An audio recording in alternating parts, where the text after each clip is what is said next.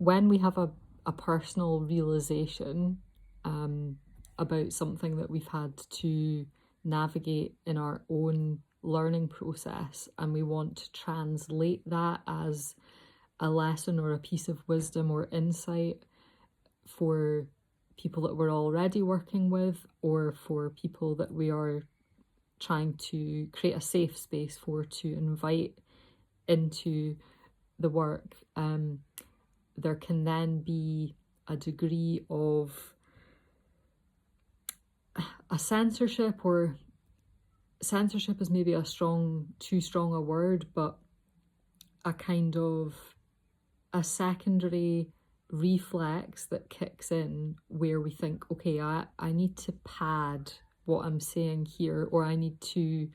create a disclaimer or a caveat, or I need to give more context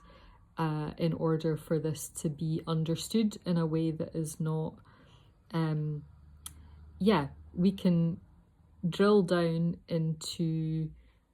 a sentence which evokes something and stirs something up. And we're even encouraged to do this in the online space in terms of how we edit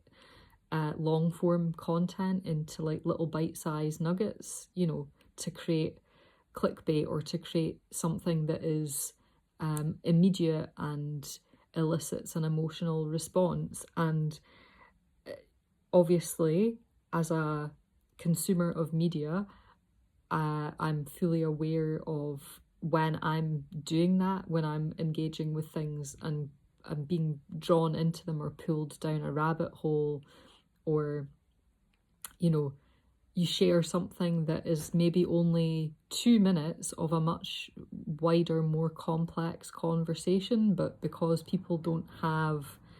or are not allowing themselves a quality of time to kind of deeply engage with a more complex discussion, it's much easier to send these little clips and snippets. And I think, there's a time and a place for that, but then in the context of education, training, personal development, there needs to be more care because of the safeguarding requirements, especially when we're sharing practices that are presented in a way that's like, oh, this is a quick hack for your nervous system. It's like, well, that's a quick hack for your nervous system that works for you, but it might not work for someone else. So I think, the way that we package things, we need to be mindful of that. However, I'm saying all of that to say that there has also been a kind of a useful insight that I've gained through challenging myself to think in a way of being, or getting to the point of being more comfortable with expressing ideas or opinions on things that feel like they are important, and to then not shy away from that. And this is something that I'm being kind of gently encouraged to do in the space of a business development container, and it introduces lots of discomfort because there's a piece there around visibility. It activates all sorts of stuff around, not wanting to get things wrong, or to be misunderstood. And the beauty of the way that this teaching has come through, with kind of a little bit of a prod and a kind of, oh, go on, go for it,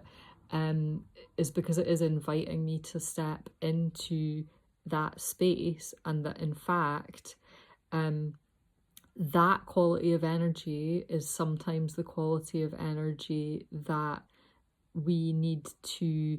be seen to be embodying at key points, because sometimes that is the call to action that someone else needs, and it needs to be delivered in that kind of style and in that way, so that it creates that, like, it lights the spark up underneath someone else. So I feel like I've been positively impacted by that quality of energy recently, and therefore I'm making an effort to try to think about how I can work with that and how I can start to translate much bigger, more complicated ideas that are, quite frankly, probably book-worthy concepts, and distill them down into like a few minutes here, a few minutes there, because this is also the reality of the landscape that we have to work in digitally, and the ease of sharing snippets of information. It works to our favour if we're trying to, get things out there. So that's the bit of padding that I feel I need to provide, because that helps me feel safe. That helps me feel like I'm providing context and insight into, like the way that I'm going about my entrepreneurial journey, and the fact that I'm showing up here every day and I'm testing things out. I'm trying new things. I'm experimenting all the time, and tweaking and adapting messaging as I get clearer and more confident on how I'm communicating what it is that I deliver and who it is that I support. And that is a piece of work. That is not easy, and it is, confrontational at points, because, some days you don't feel like you want to do it and you want to hide. And that's the bottom line. But yeah, I feel like it's also important to give space to and acknowledge this shadow side of, we don't always show that. We're keen to present the kind of the shiny thing, and the bit that's like, ta-da, I made a thing and it's ready and hello. And actually that's not the full picture. That's not like the full spectrum of the expression, if you like. The other side of that is all of the